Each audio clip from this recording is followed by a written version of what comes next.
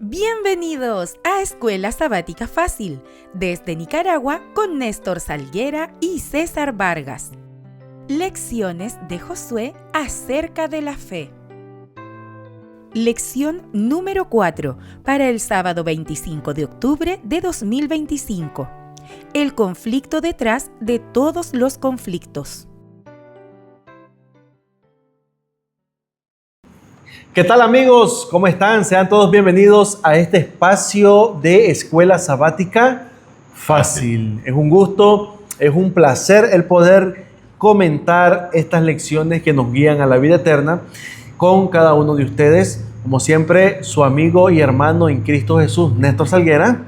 Y César Vargas. ¿Cómo has estado, César? Pues bien, gracias a Dios, Néstor. Agradecido con el Señor por esta nueva oportunidad. Amén. Y quiero aprovechar esta ocasión para saludar a mi hermano Melixo. Melixo. Mi hermano Melixo Moya, que él es de allá de Malpaisillo. Estudió conmigo allá por el 93. Tenía como hace 30 años no verlo. Hace algunas lunas. Yo siempre me preguntaba qué habría sido de él. Este sábado que visité la iglesia de Benecer, Betel, la iglesia de Betel, ya de Malpaisillo, me di la grata sorpresa pues, de que él es miembro de esa iglesia. Y este sábado se bautizó su hija. Amén. Su hija Lindsay Saraí Tobal, de apenas 15 años. Felicidades, Lindsay, Dios te bendiga. Es la mejor decisión que pudiste haber tomado, ¿verdad? A su temprana edad, 15 años, ¿no? Así es. Me recordó mis viejos tiempos.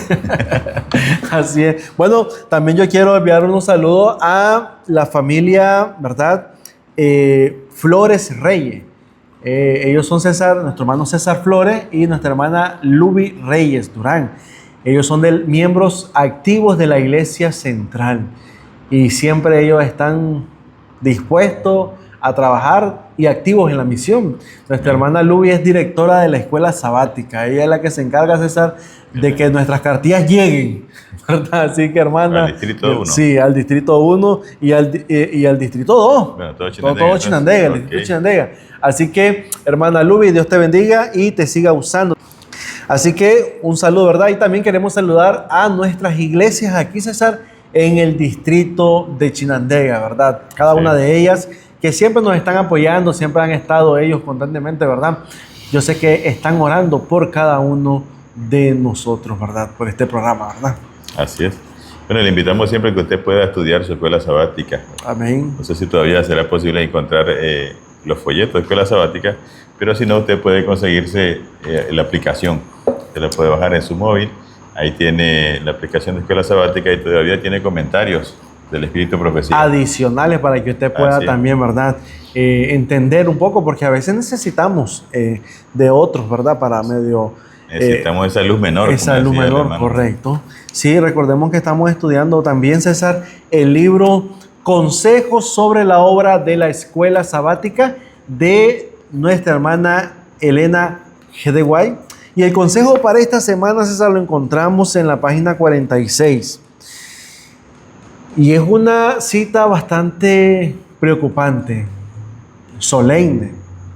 Dice lo siguiente: es increíble cómo se ha descuidado la obra misionera en el hogar. Dice más, los que han tenido la mayor razón para manifestar preocupación ferviente, como la de Cristo, por la salvación de sus hijos, han sido indiferentes con sus responsabilidades y no han atendido debidamente las necesidades de sus familias. La verdad que sí, es una cita bastante solemne y César nos tiene que poner a reflexionar, ¿verdad? Todos somos miembros de una familia y nosotros como instrumentos o como luz debemos de iniciar. A veces nos preocupamos tanto por ir a visitar a la gente que está afuera, de ir a visitar, ir a orar, ir a darle un estudio, que descuidamos nuestra principal preocupación, que es nuestra familia, ¿verdad? Así que, familia, a partir de ahora podemos comenzar ¿a qué? A restaurar ese altar familiar en nuestros hogares, ¿verdad? Es importante. La verdad es que se ha caído bastante esa costumbre, sí, esa buena costumbre. tan necesaria en nuestras vidas, porque la familia es lo primero. Yo sé que el apóstol Pablo, cuando dijo esto, lo dijo en el asunto de la proveer para las necesidades de la familia, necesidades básicas.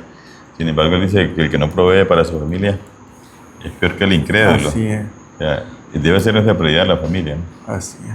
Entonces, familia, la sierva del Señor nos hace un llamado directo, ¿verdad?, a los padres. Y vamos a seguir leyendo porque estas citas no se las pierdan. En el próximo capítulo vamos a ver qué más nos dice la sierva del Señor. Bueno, entonces recuerden que ahora estamos estudiando lo que es lecciones acerca de Josué, ¿verdad? Lecciones de Josué, acerca de la fe. Y llegamos a nuestra lección número 4, que tiene como título, César: el conflicto detrás de todos los conflictos. Amén. Oramos. Querido Padre, gracias te damos en esta hora, oh Dios, por la oportunidad que nos das de poder iniciar este nuevo capítulo de la lección de la escuela sabática. Ayúdanos, oh Dios, para que podamos comprenderla, para que podamos aplicarla, pero sobre todo, Dios, para que podamos compartirla. Permite, oh Dios, que tu Espíritu Santo nos recuerde, pero más que nos recuerde, nos impregne lo que hemos aprendido en nuestras acciones, en nuestras palabras, en nuestro caminar, oh Dios. Padre, bendícenos y bendice a todos los miembros de la iglesia, a todos los líderes, a todos los que han decidido ser maestros de la escuela sabática y a los que son alumnos también, oh Dios. Pon el deseo de estudiar este precioso folleto. Padre, quédese con nosotros en este estudio, en el nombre poderoso de Jesús. Amén. Amén y amén. César, ¿cómo es este título? El conflicto detrás de todos los conflictos. ¿Cómo es esto? O sea, aparte de los conflictos cotidianos que tenemos nosotros, ¿existe un conflicto mayor? Así es, un conflicto universal. Ya lo hemos discutido en otras lecciones, pero lo vamos a ver desde el punto de vista de la vida de Josué y el pueblo de Israel allá en Canaán. En Canaán. Ok. El texto para memorizar, César, dice de la siguiente manera. Sí. Lo encontramos en Josué capítulo 10, versículo 14. Dice: no ha habido día igual ni antes ni después en que el Señor escuchará la voz de un hombre, porque el Señor luchó por Israel. Me gusta porque este pasaje, familia, nos recuerda que Dios está dispuesto a hacer lo imposible por cada uno de nosotros. Y me gusta este pasaje, Néstor, porque dice que esa vez el Señor escuchó la voz de un hombre, pero no la escuchó porque el hombre dijo cualquier cosa o manifestó su deseo. Cuando Josué pidió esto al Señor, estaba haciéndolo en favor de Israel, para poder liberar a Israel, para que Dios cumpliera ese propósito. Así. Y Dios por eso le concedió esto.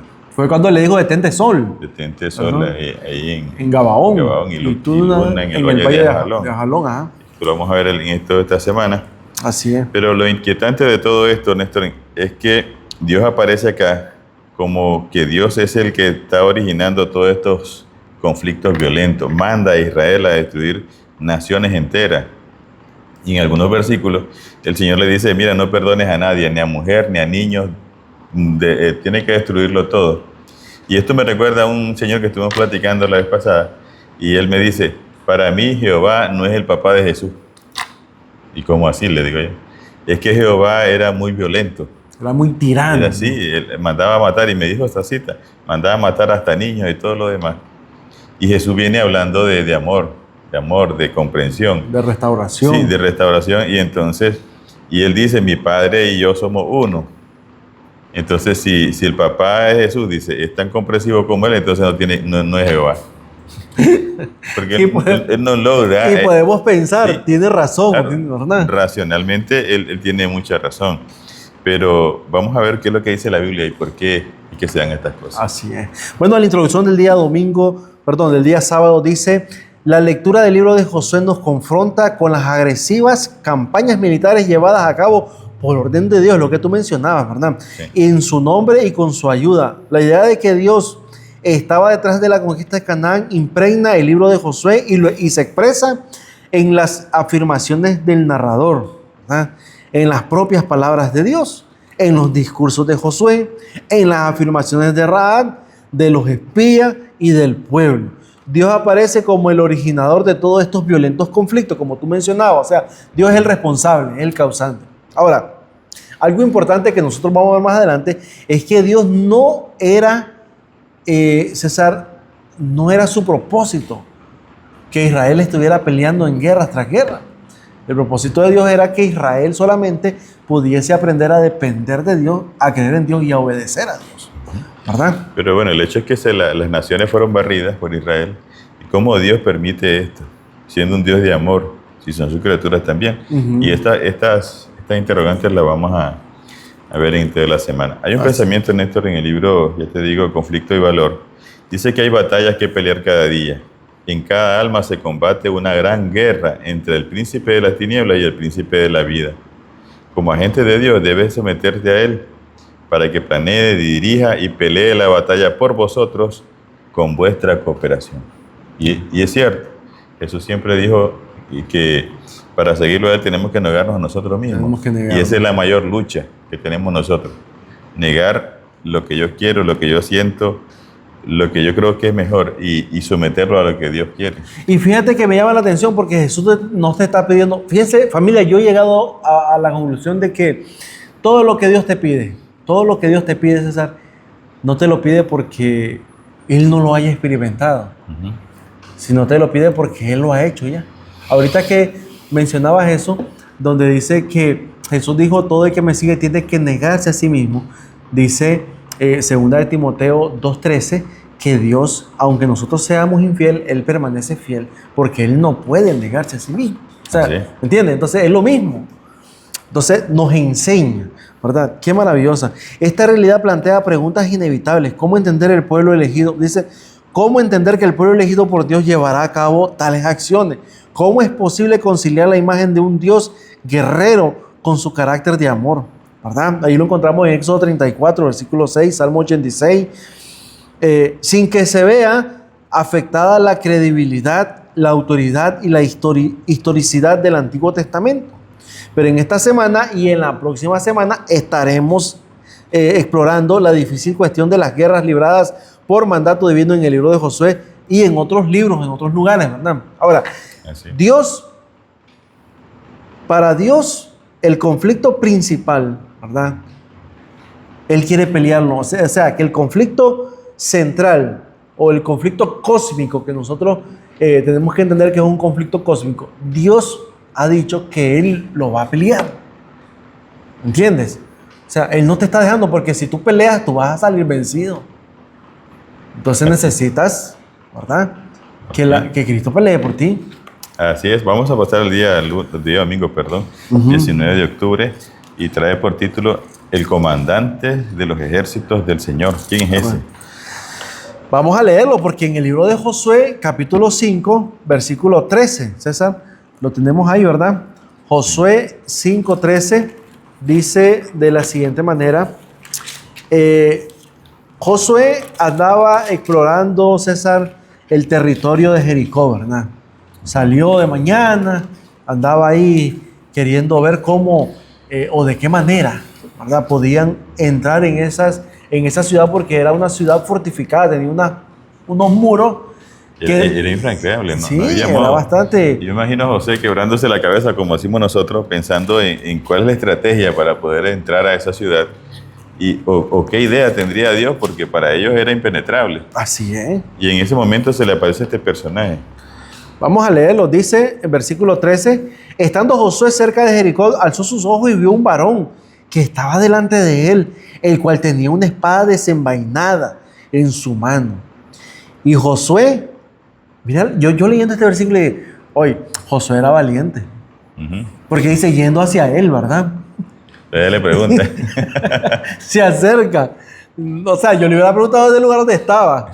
Pero Josué dice, acerca, y dice, yendo hacia él, le dijo, ¿eres de los nuestros o de nuestros enemigos? Gloria a Dios, porque le dijo que era de los nuestros. Porque si le ha dicho, soy tu enemigo, no, ay, no, mancito, le vuelve la cabeza. Sí, venía la espada. Entonces, por eso le digo que Josué sí que era valiente. Ahora, dice el versículo que este personaje responde de la siguiente manera. Dice, no, mas como príncipe del ejército de Jehová he venido ahora. Y me llama la atención porque, escucha lo siguiente, si este personaje le hubiera dicho, vengo como el príncipe de un ejército sin nombre, Josué hubiera quedado perdido. Pero cuando le dice, vengo o que soy el príncipe del ejército de Jehová, o sea, le da el nombre del que ya Josué había escuchado. ¿Entiende? En este caso sería Yahvé. Ajá. Y cuando le dice Yahvé, ¿qué dice Josué? Ah, no, este es mi Dios. ¿Verdad? Este es mi Dios. Bueno, es interesante que dice que inmediatamente Josué reconoce y se postra ante él. Sí. Y dice que su rostro en tierra le adoró. Y le dice, ¿qué dice mi señor a su siervo? Y el príncipe, discúlpame César, dice el versículo 15, y el príncipe del ejército de Jehová respondió a Josué, quita el calzado de tus pies porque el lugar donde estás es santo. Y Josué así lo hizo. ¿Va? O sea, no era un ángel, no era un ángel porque cuando los apóstoles se les postraban a los ángeles, o quisieron hacer reverencia, ellos le dijeron que no. No lo hagas, le dice a Juan. A Juan le dijo, sí, no lo hagas porque yo soy consiervo tuyo. Sí. Adora a Dios. Y el único que se acepta adoración es Jesús. Y bueno, y son las mismas palabras que le dijo a Moisés, ¿te acuerdas? En la zarza. Así es, entonces que era el mismo Dios. Así y la hermana Juan dice que era el mismo. Dice ella, no era un ángel, era el Señor Jesucristo, que había conducido a los hebreos por el desierto, envuelto en una columna llena de fuego y en la nube, ¿verdad? Sí. Así que por eso él acepta adoración. Qué maravilloso. Y imaginémonos ahora la escena. Josué, César, como tú mencionabas, quebrándose la cabeza a comentar. Pero ¿saben algo? Dios entiende tus preocupaciones. Uh-huh. Y Dios no te deja que tú te estés, como dicen, estresando, que estés de alguna manera te estés arrancando los pelos pensando, sino que Dios dice, voy a actuar. Y se le aparece, y cuando se le presenta, ¿qué hace Josué? ¿Qué hago, Señor? ¿Qué es lo que voy a hacer? Y entonces el Señor le da instrucciones, ¿verdad? Uh-huh. De cómo iba a hacer. Ahora, me llama la atención porque si no se le hubiese aparecido este ángel, Josué hubiese pasado otro día más, César, pensando cómo hacer. O sea, ese no era el momento. El primer momento en que Josué estuvo, ya tenía rato de estar pensando, Josué, ¿cómo iba a hacer? Sí, me imagino desde que vio la ciudad, él va adelante. Desde que fueron los dos espías allá, ¿verdad? Entonces vemos que impresionante. Ahí compara con Josué 5, 14 y 15 con Segunda de Reyes 6, del 8 al 17. Uh-huh. Y ahí aparece cuando el rey de Asiria quiere atrapar a Eliseo. Uh-huh. Y lo va a buscar allá a un lugar que se llama Dotán. Y cuando el siervo de Eliseo sale en la mañana y ve que está rodeado. ¡Ay, Señor mío! Sale corriendo a decirle al Señor que estaban rodeados. Y Eliseo le dice, no te preocupes. Y le pide a Dios que abra los ojos. No, y me gusta porque le dice, no temas, porque son muchos los que están con nosotros. Están con nosotros que con ellos. Y el otro dice, pero Dios lo estamos los dos pelones. Pero Dios le abrió los ojos por misericordia y dice que estaban todos los carros del Señor alrededor de la... Qué tremendo. Y la hermana Juárez dice que si a Josué se le hubieran abierto los ojos también, en Conflicto y Valor, página 117, hubieran visto que en Israel estaban todos esos ángeles también. Es más, allá dice, cuando cayó Jericó, ninguna mano humana tocó los muros de la ciudad, porque los ángeles del Señor derribaron las fortificaciones y penetraron en la fortaleza enemiga. Amén. No fue Israel, sino el príncipe del ejército de Jehová quien tomó Jericó, pero Israel tuvo que hacer su parte para mostrar su fe en su capitán. Y fíjense que Israel no hubiese tampoco tenido necesidad de luchar. Ese era el plan del Señor. Ese es el plan del Señor. Sí. Ahora, porque hablando de lo que tú estabas comentando con Eliseo, y ahí dice que le dio ceguera a todos los de Siria. Estaban ciegos y no sabían quién era quién. Entonces, y al final Eliseo, al verlos así, los guió el camino para que se fueran. Tuvo misericordia de ellos, perdón. Qué maravilloso. César, este encuentro subraya que la conquista de Canaán no se trataba solo de una campaña militar, sino de que se tenía que depender completamente de la intervención divina y confiar en el poder que Dios iba a ejecutar en ese momento. Ahora, pero ¿por qué Dios se ve involucrado en esto? ¿Por qué tiene que venir Jesús hasta acá? Y eso lo vamos a ver en esta semana porque está muy interesante. Así dice es. el comentario, el Cristo preencarnado no se aparece a Josué como un simple aliado, ni siquiera como el verdadero comandante del ejército de Israel, sino como el comandante del ejército invisible de ángeles participantes de un conflicto mucho mayor que el de Josué con los cananeos. Y sabes, yo creo que Josué comprendía eso, o llegó a comprender eso, de que el conflicto era aún mucho más grande de lo que él podía pensar. Cuando dice compara a Josué 5:14 con Segunda de Reyes, lo que tú habías mencionado, y también Nehemías 9:6, estos pasajes se revelan que Josué reconoció la autoridad divina del comandante del ejército de Jehová. ¿Y cómo lo hizo? Postrándose, ¿verdad? Ante él. Bueno, lo adora. Lo adora, sí. Pero cuando lo adora le dice, ¿cuáles son las órdenes? Así es. No solamente es adorar ya. ¿Qué tenemos que hacer? ¿O qué dice usted que hagamos? Que eso es lo que vamos a hacer. Así es. Por muy descabellado que parezca, ¿verdad? Porque lo mandó a dar vuelta a la ciudad. Oh, sí, porque eso puede decir, ¿y cómo nos va a mandar a dar vuelta? Pero Dios tenía su plan. Y antes que pasemos al siguiente día, me gusta esto. Dice, ¿qué consuelo podemos y debemos obtener del hecho de que el príncipe del ejército del Señor está obrando e interviene en defensa de su pueblo? Bueno, esto, familia, nos debe de llenar de consuelo y esperanza. Podemos descansar en la seguridad de que no estamos solos en nuestras batallas. Tenemos a este príncipe que está de nuestro lado. Bueno, una pregunta. ¿Y si está con Israel, está en contra del otro? ¿Quiere decir entonces que Dios tiene favoritismo? ¿Por qué está con Israel y no contra los demás si todos son criaturas de Dios? Está solamente con el que lo reconoce como su Dios, ¿verdad? Ok. ¿Verdad? Vamos a verlo ahora en la lección número... el día lunes 20 de octubre. Guerra en el cielo. Y esto es imposible omitir o ignorar de dónde comienza el conflicto cósmico, a dónde se originó. Mucha gente dice, es que el pecado fue o comenzó en el jardín del Edén. No, familia, comenzó en el cielo. Por eso Dios no es responsable en sí de los pecados que ahora tenemos. Él no es responsable. Él es responsable de tu existencia. Sí. Pero no de tus pecados, que tú estás consciente de lo que estás haciendo. Sí, sería injusto acusar a un papá por lo que el hijo hizo. Así es. Ni Dios mismo lo acepta porque dice que no morirá el padre por el pecado del hijo ni el hijo por el pecado del padre. Todos tenemos una cuota de responsabilidad. Así es. Mira lo que dice aquí. Josué comprendió que la batalla que estaba por librarse formaba parte de un conflicto mayor, lo que estábamos hablando.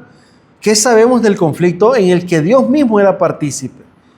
Y nos manda a leer Apocalipsis 12, 7 al 9, Isaías 14, 12 al 14, Ezequiel 28, 11, 19 y Daniel 10, 12 al 14. Bueno, estos textos bíblicos nos dan clave sobre un gran conflicto. Ahora, estos textos hablan de un conflicto ¿a dónde? En el cielo. En el cielo. Así es. No hablan de un conflicto aquí en la tierra. Ahora, ¿quién es el originador del pecado? Dijimos. Lucifer, Satanás o la serpiente antigua. Ahora, ya había una batalla. Me gusta porque Apocalipsis 12 dice, y hubo una batalla en el cielo. Miguel y sus ángeles luchaban contra el dragón. O sea, había una lucha. Pero no es una lucha de fuerza, sino de una lucha de diálogo, ¿verdad? Argumentos. De argumentos, correcto. Así es. Y entonces se dio ese asunto y dice la Biblia que ya no hubo lugar. Ya no hubo lugar para Satanás en el cielo y tuvo que ser expulsado. Así es. Y se vino para acá. Nosotros le dimos entrada, lastimosamente, a esta tierra. Y hablando de esto, el libro de Daniel, capítulo 10, ¿te acuerdas cuando... Los reyes del sur, que me habla, ¿verdad? Cuando Daniel está pidiendo la oración y llega Gabriel y le dice a Gabriel, mira Daniel, hace 21 días Dios te contestó, pero se me opuso el príncipe persa. Y entonces, se me opuso tanto que tuve que llamar a Miguel, el jefe, ¿verdad? Jesús, para que me viniera a ayudar con esto. Ahora, si usted se pone a pensar, un ángel como Gabriel, que tenga que un humano lo va a detener, es imposible. Es imposible. Entonces no está hablando de un príncipe terrenal. De un príncipe terrenal, sino de algo más grande. Por eso el apóstol Pablo dijo, ¿te acuerdas? No tenemos lucha. Tenemos lucha contra carne y sangre. Este asunto no es con hombres. Así es. Este asunto son potestades, son principados. Y por lo tanto nosotros somos insignificantes a ellos. Por eso necesitamos la ayuda del cielo. Amén. Y es por eso que Jesús viene a cada conflicto cuando usted se lo pide. ¿Y qué lección más importante o qué lección, César, extraemos de estos pasados, lo que acabamos de estudiar, en medio de aquel conflicto que estaba Daniel, porque Daniel estaba queriendo saber el significado de la visión que había recibido, y cómo el enemigo interfiere para que tú no puedas recibir, ¿verdad? Esa resolución de la visión que tenía Daniel. A veces nos pasa a nosotros. Nosotros a veces no recibimos respuestas no porque Dios nos las quiera dar, sino porque a veces nuestras dudas, ¿verdad? Nuestra incredulidad limitan. Entonces el enemigo ahí está. ¿De qué manera interfiere el enemigo? Dándote dudas, poniéndote dudas. Entonces tú dices, ay, que no creo que Dios haga esto, que no creo. ¿Ya? Pero tenemos que entender de que es una lucha de nosotros interiormente. Sí, esto que me estás hablando me recuerda, Néstor, el asunto ¿cómo se llamaban los esposos que fueron muertos? Ananías y Zafira. Ananías y Zafira, cuando vendieron el lote. La propiedad que tenían. Y entonces ellos, imagino que platicaron, tuvieron una lucha entre ellos y al final decidieron ocultar la verdad. O sea, y se pusieron de acuerdo, tenían que tener la misma versión. El asunto es nadie los obligó. No, ellos tomaron la decisión. Así. Pero más allá de eso, el apóstol Pedro dice, ¿por qué dejaron que Satanás los engañara? O sea, hubo una influencia externa que les ayudó a tomar esa decisión. Claro, ellos la tomaron al final del cabo, fue su decisión. Y eso lo encontramos en Hechos capítulo 5, por si quieren ustedes, ¿verdad? Sí. Saber acerca de esa historia. Ahora, y el apóstol Pedro dice, no me están engañando a mí, engañaron o mintieron al Espíritu Santo, ¿verdad? Entonces, vemos que es una lucha interna donde el enemigo lo que busca es alejarnos de Dios, romper esa relación que tenemos con Dios y poder decir, bueno, yo ya no quiero seguir visitando la iglesia, no quiero estudiar la Biblia porque todo me sale mal, hago esto y comenzamos, ¿verdad?, a hacer eso. Y en cada situación, Néstor, de la vida tenemos esa influencia. Así es. Y actuamos para uno o para otro. O para otro. De una manera vamos forjando nuestro destino al tomar cada decisión. César, Dios pobló el universo con criaturas responsables a las que concedió, escuchen esto porque esto es importante, a las que les concedió el libre albedrío. Son libres. Dios no hizo robot, Dios no programó a nadie, ¿verdad? Si Eva tomó el fruto y lo comió fue porque ella quiso. Si Adán lo agarró de la mujer es porque él quiso, no porque nadie lo obligó, ni tampoco estaba programado, porque Dios, aunque Dios conoce el futuro, Dios no puede obligarte a ti, ¿verdad?, a que tú hagas algo que Él quiere hacer, no. Por eso tenemos que entender que cuando nosotros decidimos aceptar a Jesús, lo vamos a aceptar porque queremos, porque lo necesitamos, no por obligación. Me recuerda Juan 3:16. Porque de tal manera amó Dios al mundo. Para que todo aquel que en Él crea. Que en Él crea. Que quiera, ¿no? Que quiera. Sí. Así es, las puertas están abiertas. Sí. Sigue diciendo, César, pueden elegir actuar de acuerdo con la voluntad de Dios o en contra de ella. O sea, nosotros podemos, si usted quiere hacer el bien, le está sirviendo a Dios. Pero si usted quiere hacer el mal, ya sabe quién le está sirviendo, ¿verdad? O con solo que no decida entregar su vida a Dios, ya es suficiente automáticamente pasarlo. Ya es suficiente. Ok. Miren, en Isaías y en Ezequiel se refieren a ese conflicto. Aunque algunos comentaristas intentan restringir el significado de Isaías 14 y Ezequiel 28 al rey de Babilonia y a un gobernante de Tiro. Sin embargo, hay claras indicaciones en el texto bíblico que apuntan a una realidad trascendente. Se presenta al rey de Babilonia como si no hubiera estado en el cielo, próximo al trono de Dios. Isaías 14, 12 y 13 se dice que el rey de Tiro residía en el Edén como querubín protector en el monte santo de Dios. Nada de esto aplica a los reyes babilónicos y tampoco de Tiro. Es decir, que eso es algo que se está originando, César, más allá de la tierra. Sí, lo que pasa es que la profecía dice, habla al rey de Babilonia y habla al rey de Tiro, pero ahí Dios comienza a hablar acerca de este personaje. Pero si ustedes ven, como dice el comentario, hay situaciones que no se aplican. No se aplican. Porque estos reyes no estuvieron ni en el cielo, ni todos tampoco en el Edén. Es correcto. Dios hace como una, César, una mezcla, ¿verdad? Una mezcla, pero no para confundirnos, sino para que podamos entender en nuestra mente finita que tenemos, que podamos comprender que hubo un ser que era perfecto. Ahora, nosotros podemos pensar, pero si era perfecto, ¿cómo pecó? ¿Verdad? Entonces, la perfección, escuchen esto, la perfección no consiste en que usted siempre va a estar haciendo lo bueno. La perfección consiste en que usted tema a Dios.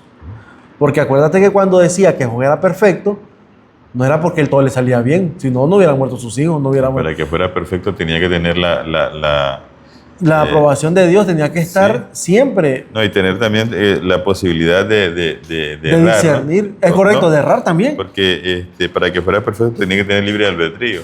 Si no, no hubiera sido perfecto. Entonces vemos que la perfección consiste en que nosotros podamos someternos a la voluntad de Dios. ¿Para qué? Para poder comprender lo que está bien y lo que está mal. Ahora,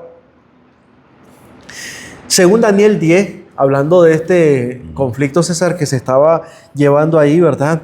Estos seres celestiales rebeldes obstruyen el cumplimiento de los propósitos de Dios en la tierra. Y es a la luz de esta conexión entre el cielo y la tierra que tenemos que entender las guerras de Israel aprobadas, ¿verdad? Divinamente. Tenemos que reconocerlas como manifestaciones terrenales del gran conflicto entre Dios y Satanás, entre el bien y el mal. O sea, Dios, miren, para que nosotros podamos estar un poco más claros, Dios en ningún momento pensó en que nosotros teníamos que ir a pelear.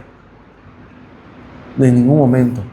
Él solo pensó en que tenemos que aprender a obedecerle y Él pelearía por nosotros. Eso lo estudiamos la semana anterior, creo. Y lo vamos a seguir estudiando. Ese es el propósito del Señor. Sí, lo vamos a seguir estudiando. Ahora, cualquier conflicto siempre está envuelto el bien y el mal. Así es, siempre va a estar.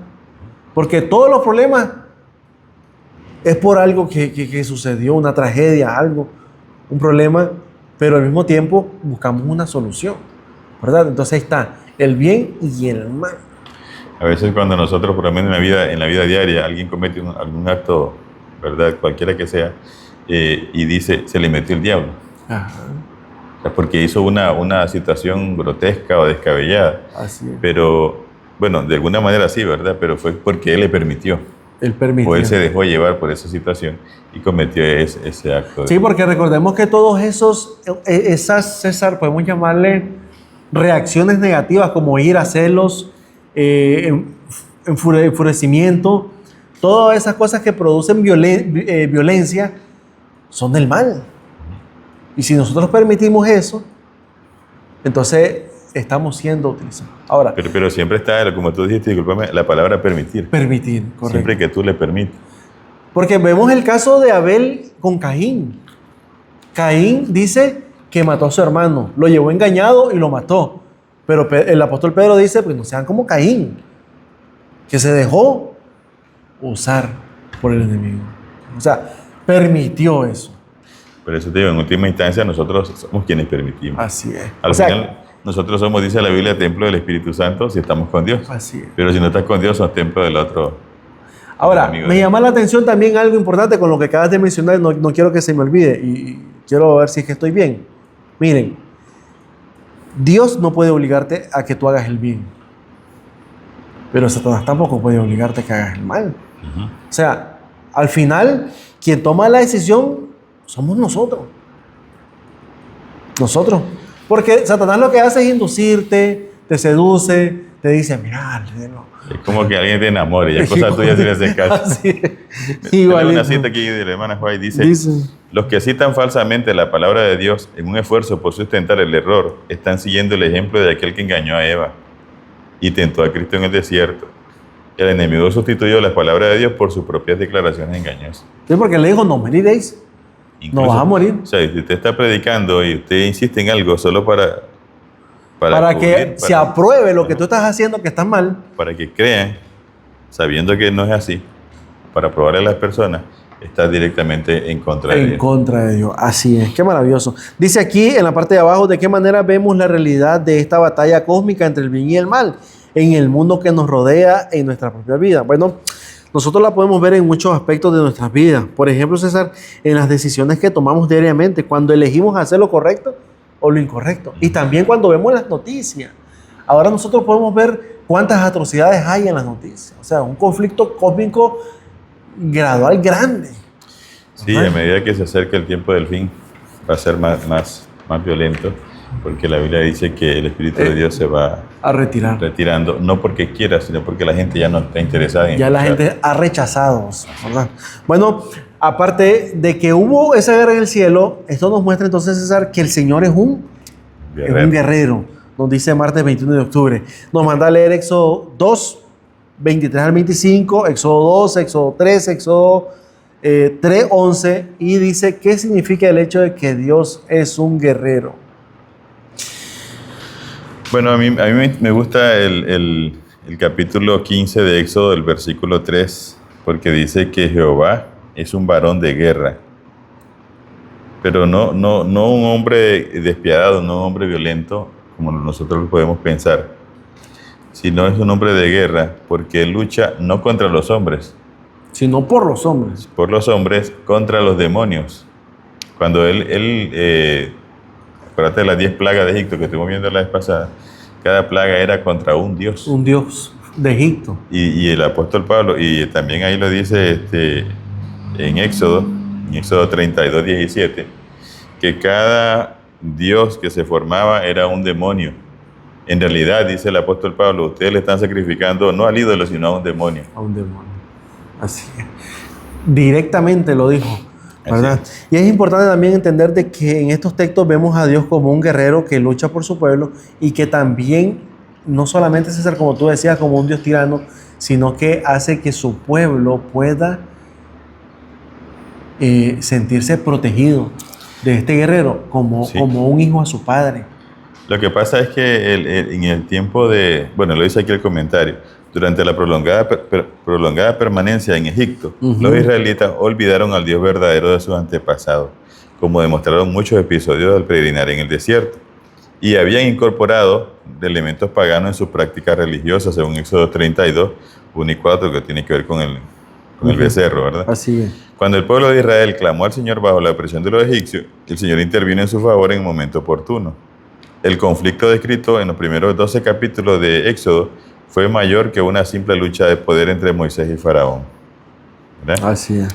Éxodo 12:12 declara que el Señor ejecutó su juicio, no solo contra Faraón, sino también contra los dioses de Egipto, esos poderosos demonios, según Levítico 12:7 y Deuteronomio 32:17, que estaban detrás del poder opresor y del injusto sistema social de Egipto. Así es. O sea, las cosas que pasan en esta tierra no pasan a la aventura. Pasan porque hay poderes que se están moviendo detrás de nosotros de mayor envergadura. Ahora, ¿contra qué o contra quién es la guerra que Dios está teniendo? ¿Contra quién? Directamente. Contra el pecado. O sea, Dios está atacando el pecado en sí, no al pecador. Porque recordemos que Dios, César, si yo miro así la cuestión de alguna manera. Nosotros, por naturaleza, somos pecadores, porque nacimos, ¿verdad? Pero podemos imaginarnos un vaso de agua, pero no es un vaso de agua, es un vaso de pecado, ¿verdad? Pero yo soy pecador. Pero como yo soy pecador, no necesariamente tengo que estar bebiendo de ese vaso de agua. O sea, es lo que Cristo nos enseña.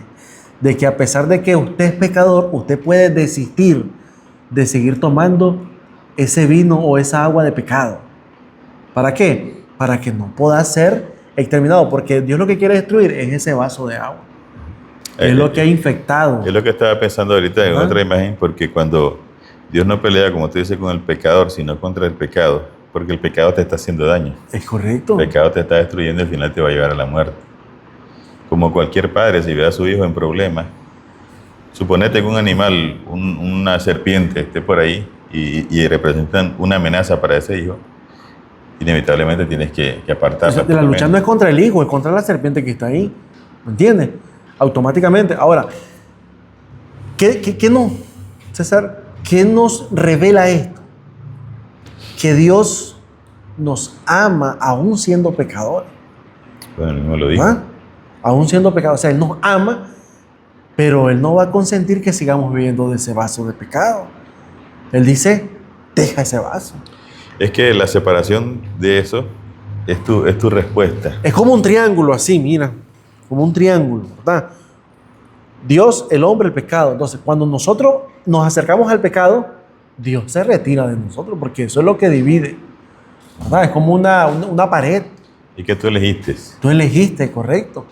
Entonces, Dios, familia, Dios quiere que entendamos. Y a veces lo hace, César, de una manera pasiva, pero a veces también lo hace de una manera dura. Dios quiere que entendamos que el pecado es necesario dejarlo. O sea, es una necesidad dejar ese pecado. ¿Por qué? Porque el Señor sabe que si eso te está haciendo daño, y a veces usa el dolor, ¿cuántas personas han pasado mucho tiempo en pecado? Y al final reconocen a Dios. Sí. ¿Verdad? Pero es que también, mira, si tú ayudas a alguien y tú te encuentras una persona en la calle, un indigente, digamos, dado algún vicio, tú vienes, tú lo ayudas, le ayudas a tener propiedades, a tener sus cositas ahí. Y lo reanimistas y todo. Sí, pero al final él decide irse otra vez. Entonces ya no. Y tú lo vuelves a traer como la esposa de Oseas y se vuelve a ir y tú tampoco va a pasar a ti toda la vida. O sea, va a llegar un día que tú dices, no, ya no te puedo seguir. De una vez ya se decidió, oye, muchas oportunidades le diste y que siguen lo mismo. Así. Dios no se puede hacer nada. Tenemos que tener entonces mucho cuidado. César, Dios está en guerra con el pecado y no tolera este conflicto para siempre, lo que estábamos mencionando. Todos los ángeles caídos, así como los seres humanos que hayan elegido, escuchen esto, que hayan elegido identificarse de manera definitiva con el pecado, ¿qué pasará? Serán destruidos. Serán destruidos. Ok, nosotros somos pecadores, pero recuérdate que fuimos engañados. Así es. Entonces Dios manda su palabra, manda sus ángeles, manda todo para que tú entiendas la situación. Tú entiendes ahora el conflicto y te dice, yo me voy con Dios. Porque entendí. Porque entendí. Entendí. O dicen, pues a mí no me interesa, ahí me voy. Ahora ya lo haces consciente. Consciente, es correcto. Pero lo haces consciente y ahora te tienes que enfrentar a las dos consecuencias. Ahora, ¿saben algo, familia? Dios no se va a deleitar en la destrucción del ser humano que ha pecado. Porque al Señor le duele. La misma Biblia dice que es su tarea extraña. Sí, es una obra extraña. Él no la quiere hacer. Pero no la puede evitar tampoco. Que no va a pasar toda la vida. Sí, no va. Por amor a nosotros mismos y por amor al universo entero. Ahora, recordemos que Él ya había hecho algo sumamente grande para rescatar a esas personas, que fue enviar a su propio Hijo a esta tierra. Amén. ¿Verdad? El punto central aquí, y dice el último párrafo, Ajá. desde que el pecado entró a la existencia humana, nadie puede permanecer neutral. Nada. Solo es posible estar del lado de Dios o del lado del mal. O sea, usted no puede decir a mí no me metan. Usted debe decidir. Aceptar a Cristo. Me decía una muchacha hoy, yo tengo que buscar de mi salvación. Yo tengo que buscar de mi salvación porque al final es mi pellejo, me dice que se tengo que librar. Así. Tengo que librar mi cubo cuando vos. Sí. O sea, tú no te puedes quedar. Y si tú ya dijiste, a mí no me metan, yo no me quiero meter en eso, automáticamente pasas a las filas contrarias. ¿Y cómo puedo saber yo, César, que estoy diciendo no me metan en esto? Cuando Yo no robo, yo no robo, yo no le hago mal a nadie, yo no hablo mal de nadie. O sea, cuando esa persona comienza a describirse así, que no necesita de Dios, yo no necesito de Dios, pero yo no robo. Yo no hago esto, yo no mato. O sea, al final, aunque tú te sientas de que no haces el mal, pero no estás sirviéndole a Dios, al final estás listo. Ahora mira, nosotros somos de la ciudadanía del mal, por así decirlo. Ya, y esa ciudadanía va a ser destruida porque está en contra de todo el universo. Pero el universo Dios lo va a destruir. La única opción que tú tienes es aceptar a Jesús para que Dios te inscriba. Y te dé otra nueva cédula, por decir. Te dé tu nueva ciudadanía. Sí, y te pueda reclamar cuando Él venga por acá. Así es. Si tú no aceptas a Jesús como tu Salvador, estás listo. Ya estamos perdidos. Así es. Por eso es importante que no olvidemos lo que dice Romanos 6:33.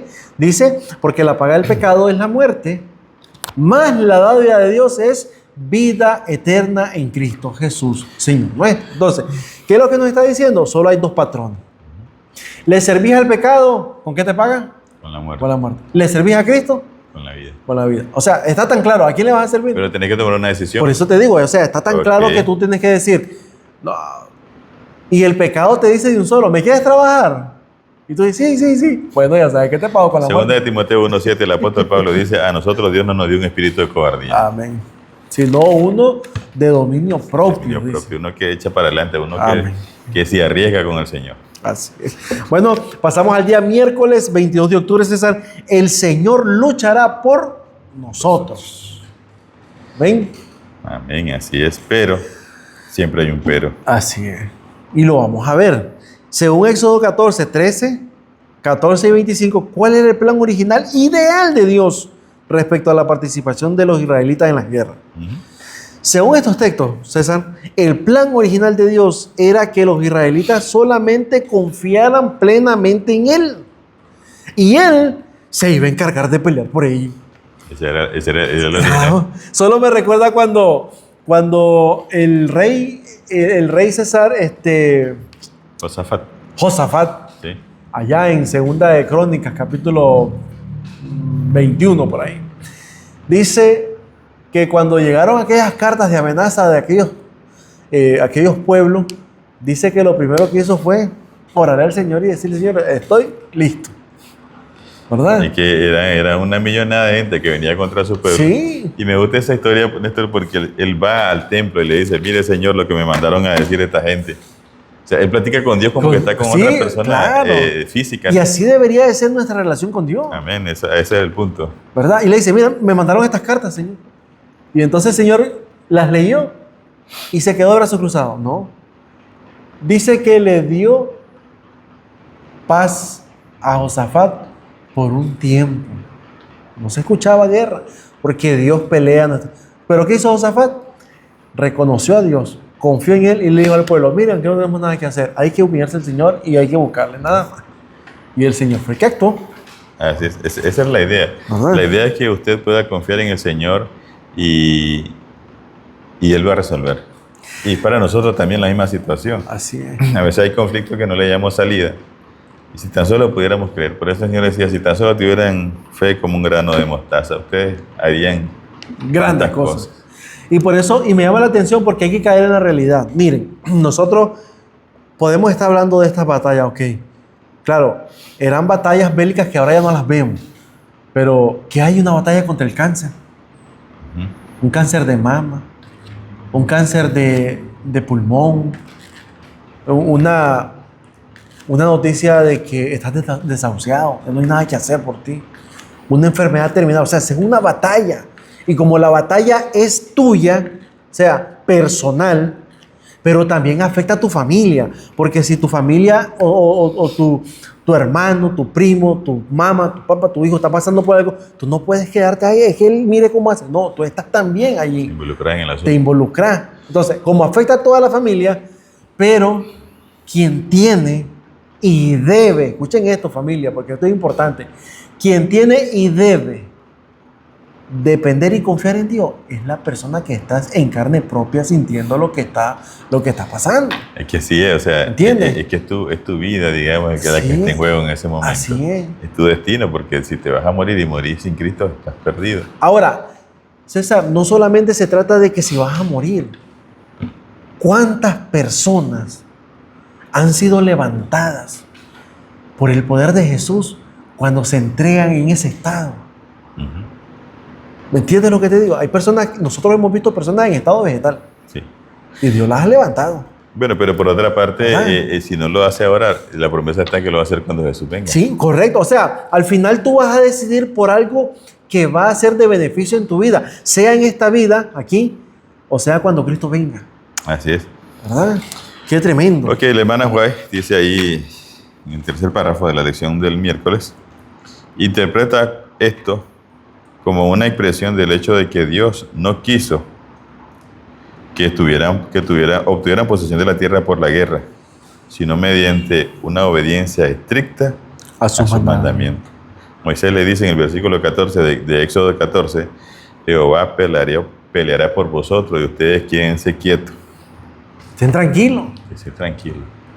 No se preocupen. Pero es que es difícil imagínate que viene contra ti bien armado y quédate tranquilo ahí. Lo primero que hay que ganar es correr. Pero se necesita fe, por eso el hermano Juan dice que necesita una estricta obediencia a sus mandamientos. Creerle. Es que miren, familia, una cosa es creer en Dios. Cuando usted cree en Dios es cuando tú me cuentas lo que Dios ha hecho en tu vida. Y yo digo, yo creo en Dios porque si César hizo eso. Pero otro es creerle a Dios. Porque cuando tú le crees a Dios es una experiencia personal la que tú estás teniendo y entonces tú dices, yo le creo a Dios. Por eso me gusta cuando dice Abraham le creyó a Dios y le fue contado por justicia. Es decir, que a él no se lo contaron, él lo vivió. Él lo experimentó y así mismo, ¿verdad? Nos manda a nosotros. César, a esta parte de arriba me gusta y la subrayé. Dice, la intervención milagrosa de Dios en favor de los indefensos israelitas, carentes de conocimientos militares, se convirtió en el modelo. Qué maravilloso. Es decir, Dios va a intervenir de una manera milagrosa en nuestras vidas. Ahora, Dios interviene y te decía, había un pero, porque Dios le dice, yo voy a ser su Dios, ustedes serán mi pueblo, pero había que hacer un pacto con Dios primero, de obediencia. O sea, yo voy a ser su Dios si ustedes me obedecen.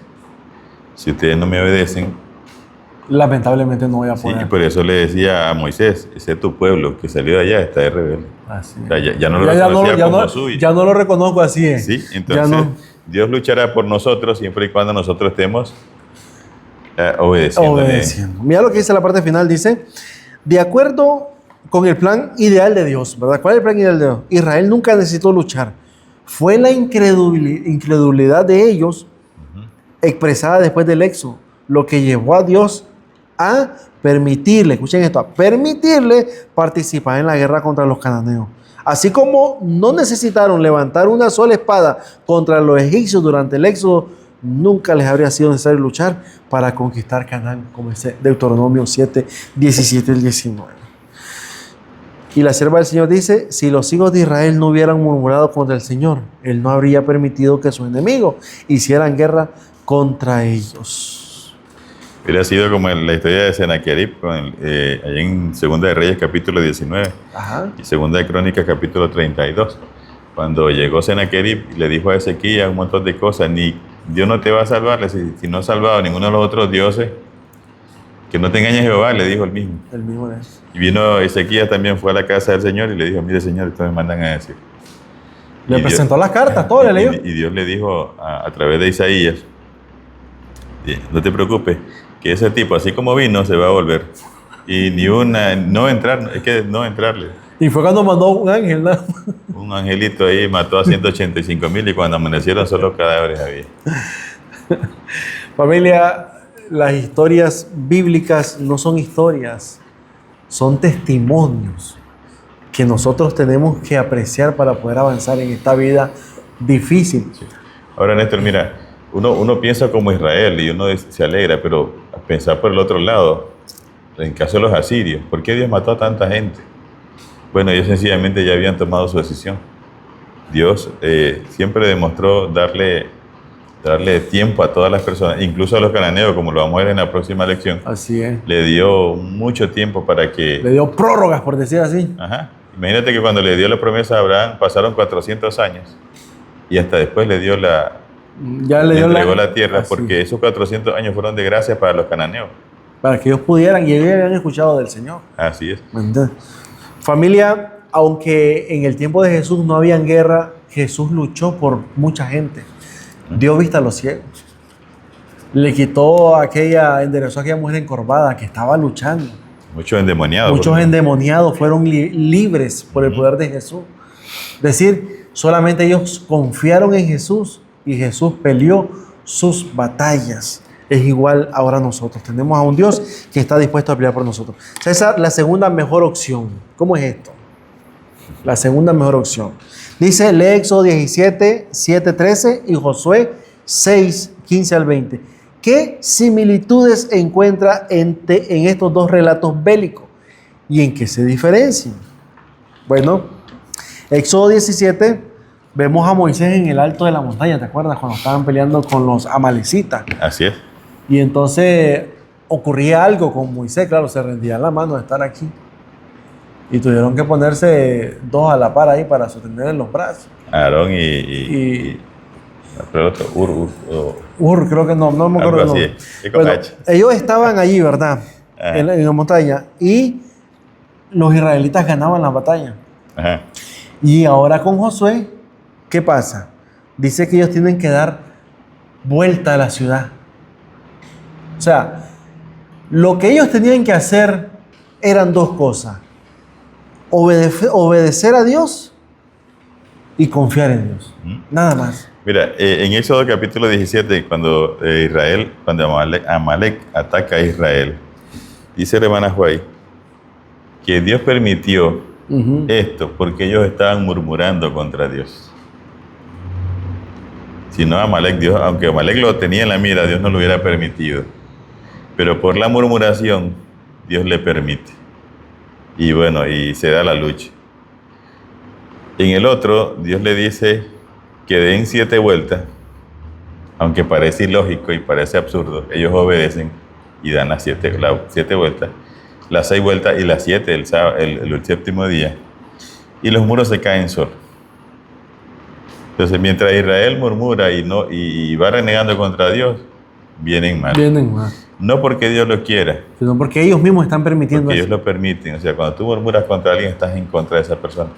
Y recuerda que es el que habita el abrigo del Altísimo, así es, que recibe los beneficios. Entonces, Israel murmura, le vienen problemas, Israel confía, Dios se encarga de todo. Esa es la diferencia que está. La mejor opción es estar confiando en el Señor. Sí, aunque parezca locura, imagínate que aquí se va a caer un muro dando vuelta ahí. Y ahora, imaginémonos lo siguiente, porque yo quiero que nosotros veamos la realidad. Podemos decir nosotros, bueno, te diagnosticaron cáncer. ¿Por qué a mí, Señor? Dios no me ama, Dios no me quiere. Entre más estás murmurando eso, más la enfermedad puede ser más agresiva. Pero cuando tú dices, bueno, Señor, tengo cáncer, pero todavía puedo confiar en ti. Sé que tú eres todopoderoso. Sé que tú tienes el poder para sanarme si es tu voluntad. Pero yo estoy aquí en tus manos, me entrego a ti. Así es, y si no me sana, el apóstol Pablo decía, para mí el morir es Cristo. Así es ganancia. O sea, si ya me manda a descansar, pues. Entonces vemos que ahí está también la segunda mejor opción, ¿verdad? Qué tremendo. César, sin comprometer sus principios, Dios desciende hasta el nivel en que se encuentra, ¿dónde? Su pueblo. Bueno, se lo demostró en la vida de nuestro Señor Jesús, que es lo más contundente. En una molécula se vino a convertir. Y lo hace llamándolo continuamente a volver al plan ideal, a confiar plenamente y sin reserva en la intervención divina. Así es. El problema es que nosotros estamos hechos a que si no vemos, no creemos. Pero Moisés hizo tantas cosas, Dios hizo tantas cosas a través de Moisés, porque dice la Biblia que Moisés caminaba como viendo al invisible. Así es. O sea, él no dudaba. Él sabía quién iba adelante. Él sabía, pues, si tú no vas con nosotros, si tu presencia no nos saques de aquí.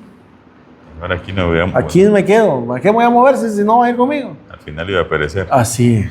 Okay. César, la participación de Israel en el conflicto armado se convirtió en una forma de desarrollar una confianza incondicional en la ayuda de Dios. Sin embargo, siempre se le recordaba a Israel en Josué 7, 12, 13 y Josué 10, 8, que el resultado de cada batalla estaba en última instancia en las manos del Señor. Y que la única manera en que podían influir en el resultado de un conflicto militar era en virtud de su fe o de su incredulidad. Es decir, o creías o no creías, pero el resultado iban a ser totalmente diferente. Si tú creías en el Señor, el resultado iba a ser bueno. Pero si no creías en el Señor, entonces hay problemas porque vas a perder. Fíjate que en este sábado que estuve escuchando el testimonio de una persona, una adventista, y ella dice, cuando yo veo a una persona sufrir, yo me siento tan impotente, porque yo quisiera hacer algo, pero no puedo. Sí, no puedo. Y me ha pasado a mí, yo he pensado, yo quisiera poder, como hacían los apóstoles, orar y que sanar y que se levantara inmediatamente. Ahora yo digo, ¿acaso Dios no puede hacer lo mismo? ¿Cuál es el problema? El problema es que no tenemos esa confianza de Dios. Nosotros somos los que estamos de alguna manera deteniendo la mano poderosa del Señor para que se manifieste. Y se me vino a la mente ahorita, César, cuando aquellos 4 muchachos llevaron a aquel paralítico, ¿te acuerdas? Y abrieron el techo. Sí. Yo me imagino que este hombre que estaba en esa camilla decía, es que ya no hay nada que se pueda hacer por mí. Pero tal vez ellos, vamos, ese hombre ha hecho un milagro, vamos. O sea, ellos estaban manifestando fe, pero querían que él también pudiese ejercer esa fe. Y me gusta porque cuando Jesús lo ve, dice, por la fe de ustedes. Viendo la fe de ellos. ¿Verdad? Y bueno, y podemos decir de esa manera aplicando la importancia de la oración intercesora a través Así de es. los demás. Y bueno, ya que tomaste ese ejemplo, hermana Juárez dice que él se sentía abrumado porque él sabía que por su mala vida estaba como estaba. Así es. Sin embargo, Dios no le reprochó nada. Dios miró nada más la fe de ellos. Lo que había pasado él, aunque había influido en eso, no le importaba. Dios ve el lado positivo. Viendo la fe de ellos, lo sanó. Y tenía un sentimiento de culpa grande porque le dice, tus pecados te son perdonados. Por eso mismo le dijo eso primero. ¿Verdad? Porque, te digo, estaba depresivo, trayéndolo a nuestro actual, a nuestro mundo actual. Ajá. Estaba en depresión. Dice, respecto a las promesas del Señor, la elección estaba en manos de ellos y ahora está en manos de nosotros. Así ¿verdad? es. Bueno, familia, pasamos al día viernes para meditar, para estudiar y meditar. César, encontramos 3 fragmentos de la cita, ¿verdad? Patriarcas y Profetas, en la página 463 y 468. ¿Cómo dice la primera, César? Cuando la rebelión contra la autoridad de Dios surgió en el universo, solo existían 2 opciones. Dios dejaría de ser lo que es de manera esencial, inmutable y eterna, y entregaría el liderazgo de todo el universo a una de sus criaturas rebeldes, o seguiría siendo el Padre Santo, justo, amoroso y misericordioso de todo lo que existe. La Biblia presenta la segunda opción como la elegida por Dios y, en consecuencia, el inevitable choque entre su poder y las fuerzas del mal. En otras palabras, Dios no inició esto. Y si Él se mantuvo en su poder, era porque era la mejor opción, no solamente para el lugar, sino para el universo completo. Para el universo entero. Qué tremendo. Cuando los poderes políticos o sociohistóricos asociados a las fuerzas cósmicas, caóticas y rebeldes manifestaron la misma actitud desafiante contra Dios, Él, como Señor soberano del universo, intervino. La representación de Dios como guerrero se convierte en una prefiguración de esa victoria definitiva, que pondrá fin al conflicto cósmico en curso entre el bien y el mal, como dice Apocalipsis 20, 8 al 10. Además, las guerras libradas por el antiguo Israel por orden de Dios no solo reflejaban el conflicto cósmico, sino que formaban parte de él como una anticipación histórica del juicio de Dios al final de los tiempos. Así es. Es decir, es lo que nosotros estamos viviendo actualmente. Pero la guerra en sí está dentro de nosotros. Así es. Bueno, y en el caso de estas naciones, ellos ya habían decidido estar en contra de Dios. Por lo tanto, subieron las consecuencias. Así es. Dice la última cita, César. Dice Patriarca y Profeta 3:64 y 3:65. Dios les había dado el privilegio y el deber de entrar en la tierra en el tiempo que les indicaría. Pero debido a su negligencia voluntaria, se les había retirado ese permiso. No quería Él que obtuvieran posesión de la tierra por la guerra, sino mediante la obediencia estricta a sus mandamientos. Bueno, sí, es lo mismo. Mira, nosotros vamos a tomar posesión de la tierra prometida, pero no será por algo que hagamos nosotros. Solamente será por nuestra decisión. Será por la decisión de que vamos a tomar ahora. De que Dios sea nuestro representante en el caso que se está ahogando, ¿verdad?, en el juicio de Dios. Familia, nosotros como el antiguo Israel estamos en la misma lucha. Uh-huh. Estamos en la misma, lo único que cambia es el escenario. El escenario, lo único que cambia también, César, es la circunstancia. La circunstancia. Y obvio, los personajes, porque ahora somos nosotros los que estamos en este conflicto. Pero lo que no cambia y no va a cambiar es el guerrero que está frente a nosotros, peleando por nosotros. Así como peleó por Israel, también va a pelear por ti, va a pelear por mí. Siempre que sea su pueblo, neto. Sí, por eso te digo, o sea, siempre que decidamos seguirle, sí, Él va a estar presente. Recuerda que para que Dios te defienda tienes que pedirle en oración, porque tú perteneces a otro pueblo. Y hasta que tú aceptas a Jesús como su Salvador, dice el apóstol Pablo, entonces somos aceptos en Jesús, en el amado. Solo así venimos a ser hijos de Dios y ciudadanos, ¿verdad?, del reino de los cielos. Así que hay que tomar esa decisión ahora. Así que, familia, gracias por estar con nosotros, acompañarnos en este precioso estudio. La verdad que estaba muy bueno, ¿verdad? Gracias a Dios. Pudimos entender entonces el conflicto o el verdadero conflicto detrás de todos los conflictos. Ahora, nosotros entendemos lo que Dios quería realmente hacer con Israel y lo que quiere hacer con nosotros todavía.